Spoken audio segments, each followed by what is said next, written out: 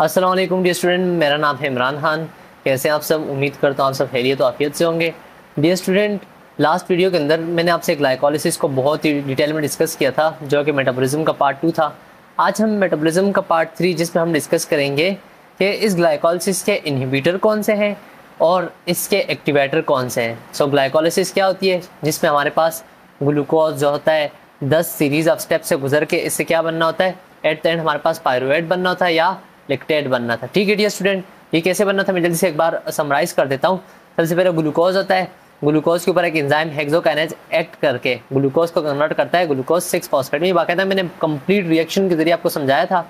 तो glucose 6 phosphate बनता है, फिर हमारे पास एक एंजाइम जिसका नाम है ग्लूकोज फॉस्फेट आइसोमरेज, ये इसके ऊपर एक्ट करके इससे क्या बना रहा होता है, ग्लूकोज 6 फॉस्फेट बना रहा होता है। फिर ग्लूकोज 6 फॉस्फेट हमारे पास एक एटीपी यहाँ पे यूज हुई, एक दूसरी एटीपी यहाँ पे यूज के ग्लूको फ्रुक्टोज 1,6 बिस फॉस्फेट बनना होता है। फिर एक एंजाइम एल्डोलेज है जो इसको ब्रेक डाउन कर रहा होता है 2 मॉलिक्यूल में। ये भी हमारे पास 3 कार्बन का होता है, ये हमारे पास कितने होते हैं, 3 कार्बन का होता है। इसका नाम था डाईहाइड्रोक्सीस्टोन फॉस्फेट, DHAP इसको हम कहते हैं, DHAP कहते हैं। और ये हमारे पास बन होता है ग्लाइसरल्डिहाइड 3 फॉस्फेट, जिसको हम G3P भी कहते हैं। ठीक है, अब फिर क्या होता है, ये वाला एक्टिव होता है और ये वाला हमारे पास आगे साइकिल के अंदर रन नहीं कर रहा होता। सो हमारे पास ये वाला जो ये भी कन्वर्ट होता है किसमें, इसमें किसके जरिए, ट्रायोज फॉस्फेट आइसोमरेज एंजाइम के जरिए ये कन्वर्ट होता है किसमें, इसमें कन्वर्ट हो रहा होता है। इसके अलावा नेक्स्ट स्टेप के अंदर 2 NAD प्लस मालिक्यूल जो होते हैं वो हमारे पास कन्वर्ट हो जाते हैं 2 NADH में। इस स्टेप के अंदर जब हमारे पास ग्लाइसरल्डिहाइड 3 फॉस्फेट टूटता है और इससे हमारे पास बनता है 1,3 बिस फॉस्फोग्लाइसरेट। ठीक है, फिर जब 1,3 बिस, अब देखो हमारे पास एक मालिक्यूल ऑलरेडी ये था और एक ये भी बन गया। सो अब हमारे पास ये कितने हो गए, 2 मालिक्यूल हो गए। अब यहाँ से आगे सीरीज होगी 2-2 की चलेगी। ठीक है, फिर हमारे पास क्या हुआ था कि जब ये मालिक्यूल टूटा था इसके ऊपर हमारे पास 2 फॉस्फेट आगे लगे थे, इससे बना था 1,3 बिस फॉस्फोग्लाइसरेट।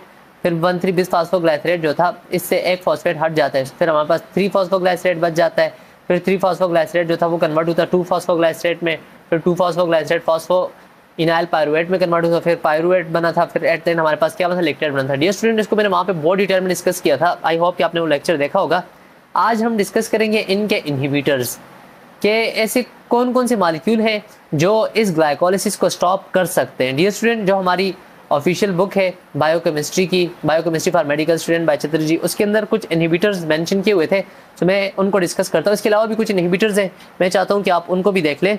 सो इन इनहिबिटर्स के हवाले से सबसे पहले हमारे पास ग्लूकोज किस में कन्वर्ट हो रहा था, ग्लूकोज 6 फॉस्फेट में कन्वर्ट हो रहा था with the help of enzyme hexokinase. अगर हमारी बॉडी के अंदर एनर्जी प्रोडक्शन ज़्यादा हो जाए, और ये एक मालिक्यूल है जिसका नाम है ग्लूकोज 6 फॉस्फेट, ये ग्लूकोज 6 फॉस्फेट जो होता है ना, ये इस स्टेप को यही रोक देता है। इस स्टेप को यही रोकने का मतलब क्या है कि ये ग्लूकोज को ग्लूकोज 6 फॉस्फेट के अंदर कन्वर्ट होने ही नहीं देता। सो एज ए रिजल्ट हमारे पास ग्लाइकोलिसिस जो होती है वो यहाँ पे स्टॉप हो जाती है। इसके अलावा हमारे पास जो सेकंड स्टेप है, सेकंड स्टेप ग्लूकोज 6 फॉस्फेट से कन्वर्ट हो जाना, ग्लूकोज 6 फॉस्फेट से फ्रुक्टोज 6 फॉस्फेट कन्वर्ट हो रहा था। यहाँ पे कोई ऐसा स्पेसिफिक एंजाइम या टॉक्सिन नहीं है जो कि इसको स्टॉप कर रहा होता है, लेकिन जो हमारे पास ये जो फ्रुक्टोज 6 फॉस्फेट से फ्रुक्टोज 1,6 बिस फॉस्फेट बन रहा है, अगर एटीपी ज़्यादा हुई तो तब भी ये स्टेप स्टॉप हो सकता है इस एंजाइम के जरिए। इसके अलावा सिट्रेट जो होता है ये भी इस एंजाइम को ब्लॉक कर रहा होता है एज ए रिजल्ट। अच्छा, इनहिबिटर्स क्या करेंगे, रोक रहे होते हैं। जब ये एंजाइम ब्लॉक हो गया तो ये कन्वर्ट नहीं हो पाएगा। जब इससे ये नहीं बन रहा एज ए रिजल्ट ये पूरी की पूरी साइकिल नहीं होगी। सो हमारे पास ग्लूकोज से हमें एनर्जी नहीं हासिल होगी। सो इसके अलावा जब फ्रुक्टोज 1,6 बिस फॉस्फेट कन्वर्ट हो रहा होता है डाईहाइड्रोक्सीस्टोन फॉस्फेट में और ग्लाइसरल्डिहाइड में, यहाँ पे भी हमारे पास कुछ क्या कहते हैं इनहिबिटर्स हैं जो कि इस स्टेप को भी ब्लॉक करते हैं। इसके अंदर हमारे पास एक है आर्सिनेट। आर्सिनेट जो होता है ना, ये हमारे पास क्या कर रहा होता है, इस स्टेप को रोक रहा होता है, लेकिन इनडायरेक्टली, डायरेक्टली नहीं, इस एंजाइम को ब्लॉक करके नहीं, इनडायरेक्टली रोक रहा होता है। ठीक है, ये हमारे पास बुक में मेंशन नहीं थे, हमारी जो बुक के अंदर मेंशन है अभी मैं आपसे उनको डिस्कस करूंगा। उसके अंदर पहला जो हमारे पास है वो हमारे पास आ जाता है bromo hydroxy acetone phosphate, bromo hydroxy acetone phosphate. Dear student, ये हमारे पास एक इनहिबिटर है जो कि बिल्कुल सिमिलर है किसकी तरह, डाईहाइड्रोक्सीस्टोन फॉस्फेट की तरह। ये आपस में क्या है, ये दोनों बिल्कुल क्या है, सिमिलर है। तो ये क्या करता है, ये जो है ये जाके ना इस एंजाइम के ऊपर एक्ट करता है। देखो, इस डाईहाइड्रोक्सीस्टोन फॉस्फेट को कन्वर्ट करने वाले एंजाइम का नाम क्या है, ट्रायोज फॉस्फेट आइसोमरेज। ये एंजाइम क्या कर रहा है, इसको कन्वर्ट कर रहा है ग्लाइसरल्डिहाइड 3 फॉस्फेट में। जब ये दोनों सिमिलर हैं तो ये एंजाइम धोखा खा जाता है, ये इसके ऊपर एक्ट करने लग जाता है। अब देखो, जब ये कन्वर्ट हो रहा था तो हमारे पास क्या बना था, ग्लाइसरल्डिहाइड 3 फॉस्फेट बन रहा था। अब हमारे पास जो है ये एंजाइम क्या हो गया, इसके साथ जब बाइंड कर जाता है तो ये एंजाइम क्या हो जाता है, इनएक्टिव हो जाता है। ये हमारे पास क्या हो गया, इनएक्टिव हो गया। जब हमारे पास ये एंजाइम इनएक्टिव हो गया तो ये मजीद फंक्शन नहीं कर पाएगा। एज ए रिजल्ट क्या होगा, DHAP कन्वर्ट नहीं हो पाएगा और इसका लेवल और जो हमारे पास फ्रुक्टोज 1,6 बिसफॉस्फेट है, इन दोनों का लेवल क्या हो जाएगा, राइज अप हो जाएगा। एज ए रिजल्ट ग्लाइकोलाइसिस जो थी वो हमारे पास क्या हो जाती है, स्टॉप हो जाती है। यहाँ से आगे फिर कोई रिएक्शन नहीं हो रहा था। तो पहला हमारे पास इनहिबिटर क्या हो गया, ब्रोमो हाइड्रोक्सी एसीटोन फॉस्फेट, जिसने क्या किया, ट्रायोज फॉस्फेट आइसोमेरेज एंजाइम को क्या कर दिया, ब्लॉक कर दिया, इनएक्टिव कर दिया। इस एंजाइम को क्या कर दिया, इनएक्टिव कर दिया। डियर स्टूडेंट, पहला हमारे पास था ये। इसके अलावा जो दूसरा हमारे पास है, जो हमारी बुक के अंदर मेंशन किया हुआ है, वो हमारे पास है आर्सिनेट या आर्सिनाइट, आर्सिनेट या आर्सिनाइट, ये भी बुक के अंदर मेंशन है। दरअसल ये क्या कर रहा होता है, ये जाके जो हमारे पास एक एंजाइम है जिसका नाम है ग्लाइसरल्डिहाइड 3 फॉस्फोडिहाइड्रोजिनेज, ये एक एंजाइम है जो कि कन्वर्ट कर रहा है G3P को किसमें, 1,3 बिस फॉस्फोग्लाइसरेट के अंदर। ग्लाइसरल्डिहाइड 3 फॉस्फेट को 1,3 बिस फॉस्फोग्लाइसरेट के अंदर कन्वर्ट करने वाले एंजाइम का नाम क्या है, ग्लाइसरल्डिहाइड 3 फॉस्फेडिहाइड्रोजिनेज। ये एंजाइम क्या कर रहा है, इसको कन्वर्ट कर रहा है। सो ये आर्सिनेट या आर्सिनाइट जो है, ये क्या कर रहे होते हैं, ये कंपीट कर रहे हैं इस एंजाइम के साथ। ये क्या कर रहे हैं, इस एंजाइम के साथ क्या कर रहे हैं, कंपीट कर रहे हैं। जब ये इस एंजाइम के साथ कंपीट करेंगे तो ये एंजाइम जो होगा ना, ये इसको नहीं तोड़ेगा। ये क्या करेगा, ये हमारे पास, जब हमारे पास ये आर्सिनाइट या आर्सिनेट जो है ये बाइंड कर लेता है G3P हाइड्रोजिनेज के साथ, एंजाइम का नाम क्या है, G3P डिहाइड्रोजिनेज, डिहाइड्रोजिनेज, हाइड्रोजिनेज। ये क्या कर लेता है, इस एंजाइम के साथ क्या हो जाता है, बाइंड हो जाता है। जब ये इस एंजाइम के साथ कंपीट कर रहता है, जब ये इसके साथ बाइंड हो गया, एज ए रिजल्ट क्या आ जाएगा, हमारे पास एक अनस्टेबल हमारे पास 1 आर्सिनो 3 फॉस्फोग्लाइसरेट, 3 फॉस्फोग्लाइसरेट का मॉलिक्यूल बन जाता है, फॉस्फोग्लाइसरेट का मॉलिक्यूल बन जाता है। ठीक है, जब हमारे पास ये इसके साथ कंपीट कर रहा होता है तो हमारे पास क्या बन जाता है, 1 आर्सिनो 3 फॉस्फोग्लाइसरेट।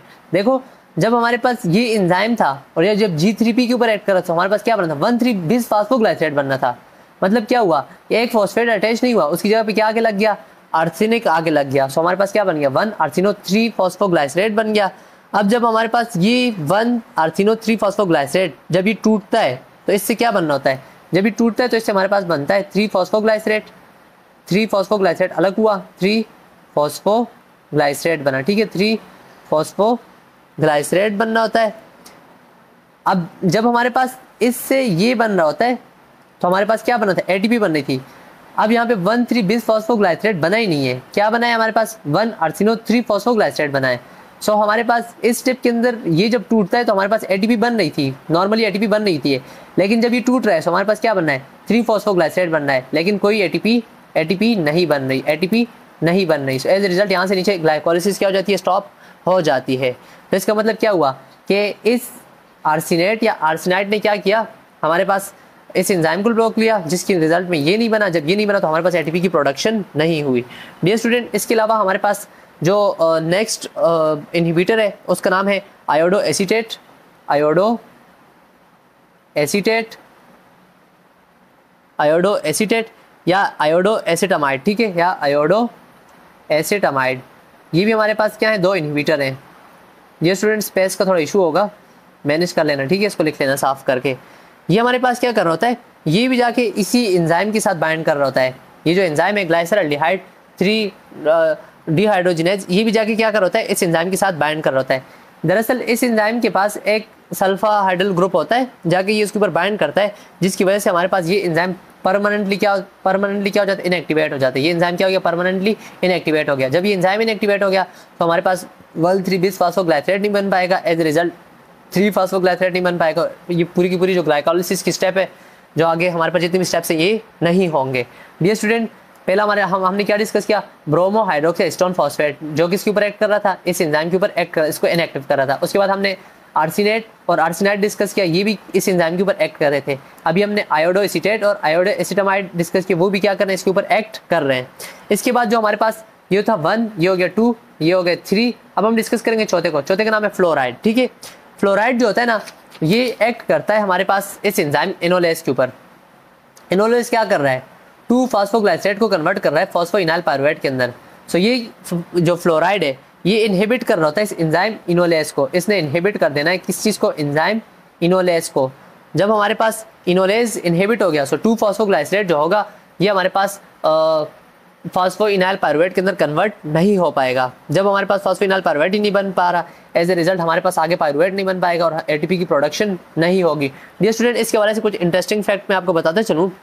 अब इसने क्या किया, आगे ग्लाइकोलिसिस को क्या कर दिया, स्टॉप कर दिया। ग्लाइकोलिसिस के अंदर क्या हो रहा है, ग्लूकोज की ब्रेकडाउन हो रही है।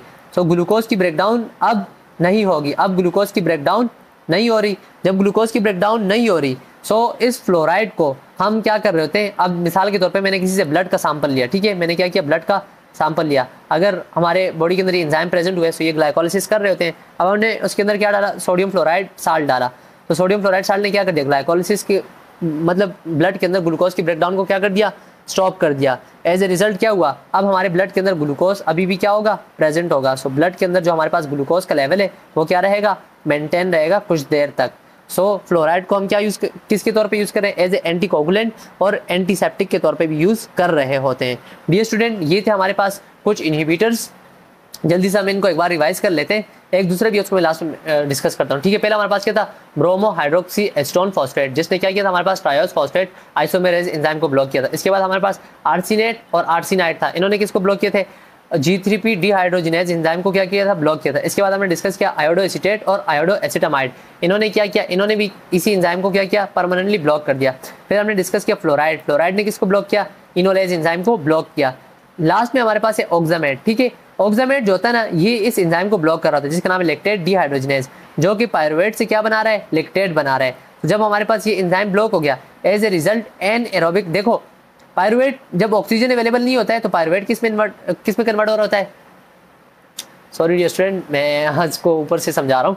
अच्छा, ऑक्सामेट ने क्या करना है, लैक्टेट डिहाइड्रोजिनेज को ब्लॉक कर देना है। अब पायरुवेट अगर ऑक्सीजन अवेलेबल नहीं होगा तो पायरुवेट किस में कन्वर्ट होता है, लैक्टेट में कन्वर्ट हो रहा होता है। अब जब हमारे पास ये एंजाइम ब्लॉक हो गया है, सो एज रिजल्ट पायरुवेट जो अगर लैक्टेट में कन्वर्ट नहीं हो पाएगा। तो इसका मतलब क्या हुआ, यहाँ से आगे एन एरोबिक रिस्पायरेशन क्या होगी, स्टॉप हो गई। तो डियर स्टूडेंट, ये थे हमारे पास इनहिबिटर। अभी मैं जल्दी से इनके एक्टिवेटर को डिस्कस कर लेता हूँ, फिर लेक्चर को वाइंड अप करते हैं। तो डियर स्टूडेंट, अभी हम डिस्कस करेंगे एक्टिवेटर ऑफ ग्लाइकोलिसिस, ठीक है। कि हमारे पास ग्लाइकोलिसिस के क्या क्या एक्टिवेटर, एक्टिवेटर का मतलब क्या हुआ कि जो ग्लाइकोलिसिस को क्या करेंगे, बढ़ाएंगे, ठीक है। एक्टिवेटर ऑफ ग्लाइकोलाइसिस जो कि क्या करेंगे, ग्लाइकोलिसिस को बढ़ाएंगे। सो हमारे पास कुछ एक्टिवेटर है जो कि बहुत इंपॉर्टेंट है। उसके अंदर पहला हमारे पास है ग्लूकोज, ठीक है। ये मैं कोई स्पेसिफिक रेफरेंस नहीं कर रहा हूँ, ओवरऑल, ठीक है, मैं बता रहा हूँ।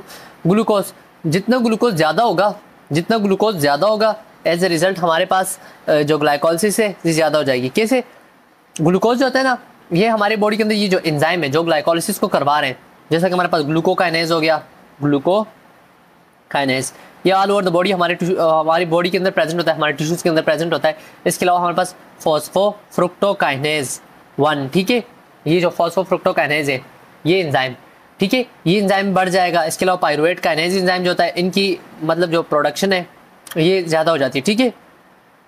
एज ए रिजल्ट हमारे पास क्या होता है, ग्लूकोज की ब्रेकडाउन स्टार्ट हो जाती है। आई कहने का मतलब क्या है, ग्लाइकोलिसिस क्या होती है, ज़्यादा हो जाती है, ठीक है। इसके अलावा हमारे पास सेकंड नंबर पे आ गया इंसुलिन, ठीक है। डियर स्टूडेंट, इंसुलिन का भी हमारे पास ग्लाइकोलिसिस को एक्टिवेट करने के अंदर रोल है। वो कैसे, इंसुलिन कब सीक्रेट होता है कि जब हमारे पास ब्लड के अंदर ग्लूकोज का लेवल क्या हो, ब्लड के अंदर ग्लूकोज का लेवल क्या हो, ज़्यादा हो। जब ब्लड के अंदर ग्लूकोज का लेवल ज़्यादा होता है हमारे पास तब क्या रिलीज होता है, इंसुलिन रिलीज हो रहा होता है। इंसुलिन ने क्या करना है, ये जो अभी आपसे मैंने एंजाइम डिस्कस किया, इनकी एक्टिविटी को बढ़ा देना है, ठीक है। इंसुलिन ने क्या कर देना है, इन एंजाइम की एक्टिविटी को बढ़ा देना है। और साथ साथ में इंसुलिन अपोज कर रहा होता है किसको, ग्लूकागॉन को और ग्लूकोकोर्टिकॉइड को, ग्लूकागॉन को एंड ग्लूकाकोर्टिकॉइड को, ठीक है,